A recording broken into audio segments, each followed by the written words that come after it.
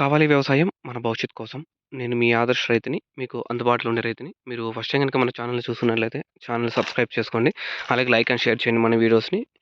ఈరోజైతే 85 రోజవుతోంది. నేను 79 రోజు అప్డేట్ చేశాను. తర్వాత ఫెస్టివల్‌లు కొన్ని ప్రాబ్లమ్స్ వల్ల అయితే వీడియో అప్లోడ్ చేయలేదు ఈ తోటలో. లాస్ట్ టైమ్ మీకు పూత చూపించాను. ఇప్పుడు పూతంతా ఎట్లా ఉందో చూద్దాం. లాస్ట్ టైమ్ పూత, ఆ పూతంతా ఇక్కడ మనకైతే పిందంతా పూతంతా పిందిగా అయితే మారిపోయింది. చూసుకోవచ్చు పైన గూడా.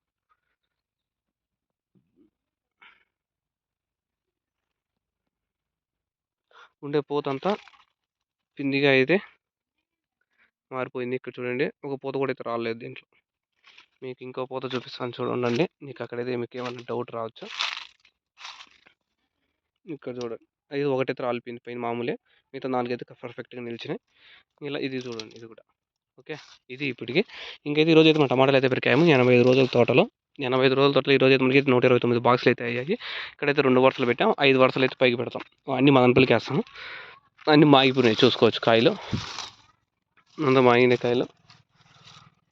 ఇది మాగిండి కాయలు. ఎన్ని వరుసలు వచ్చినాయి? 1, 2, 3, 4, 5, 6, 7, 8, 9, 10, 11, 12, 13 వరుసలు అయితే వచ్చినాయి. 13 పదాలు 130. ఇది ఒక క్రేట్ అయితే కొత్త క్రేట్ ఉంది. 129 బాక్సులు అయితే పెరికాము. ఇది కూడా కొంచెం నిలిచిపోయింది. నిన్న కూడా కొంచెం నిలిచిపోయింది. అవి అయితే రేపు పెరకుతాము. అవైతే 140 బాక్సులు అయితే అవైతే మనకైతే నిన్నైతే 400 రూపాయలు అయితే టమాటాలు మా కాయలు అయితే పోయాయి. ఎందుకంటే అది ఏడో కొత్త కొంచెం కాయల సైజు అనేవి చిన్నగా ఉన్నాయి కాబట్టి కాయల సైజు మీద అయితే డిపెండ్ అయి ఉంటుంది. మీకైతే ఇక్కడ సాల్ పడిపోయిందని చెప్పాను లాస్ట్ టైం వీడియో చేసినప్పుడు చూడండి. ఈ సాల్ పడిపోయింది. సాల్ ఎత్తలేదు. సాల్ ఎత్తకన్నా అట్లనే ఉన్నాయి. కింద మనం మల్చింగ్ చేసాం కాబట్టి మల్చింగ్ మీద ఏం ఎఫెక్ట్ అవ్వదు. సాల్ ఎత్తకి చూసామనుకో చాలా కాయలు రాలిపోతాయి. ఎందుకంటే మన కొనగమ్మలో కూడా కాయలు అనేది విపరీతంగా పట్టేసింది. చూసుకోవచ్చు ఇది కొనగమ్మలో. ఈ కొనగొమ్మలో కూడా కాయ అనేది విపరీతంగా ఎక్కువ అయిపోవడం వల్ల ఇది ఇరిగిపోయింది. ఈ సాలు ఆ పక్క సాలు ఎందుకు పడిపోయిందంటే దీన్ని బట్టి ఆ సాలు మీద పడడం వల్ల అదైతే అర్థం వరకు వంగింది. చూసుకోవచ్చు అది ఇది. దీనైతే మనం విత్తనానికి ట్రై చేయము. ఎందుకు ట్రై చేసినామనుకో మళ్ళీ ఎఫెక్ట్ అనేది ఎక్కువ పడుతుంది.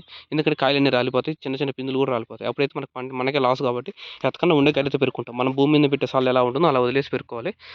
అక్కడ ఇలాంటివి ఎక్కువ భర్తీ అవ్వడం వల్ల లోడ్ అవ్వడం వల్ల జరుగుతాయి. కొంచెం కట్లు మంచి స్ట్రాంగ్ ఉండేవి వేసుకోండి.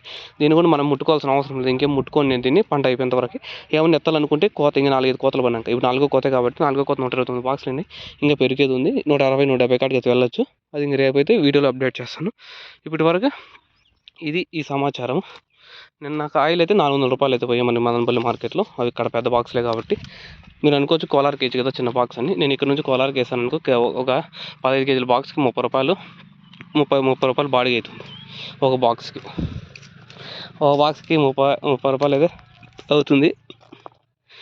2 బాక్సులకి 60 రూపాయలు పోతుంది. నాకు 50 రూపాయలు తక్కువ పోయినా కూడా ఇక్కడ మదనపల్లిలో నాకు అది ఇది అంతా ఒకటి కిందికి వస్తుంది కాబట్టి ఎలా ఆలోచించినా ఒకటి. ఇంకా రేపు వీడియోలో మీ ముందుకు వస్తాను. Please share and subscribe our channel Adarsh రైతు. Thank you all farmers.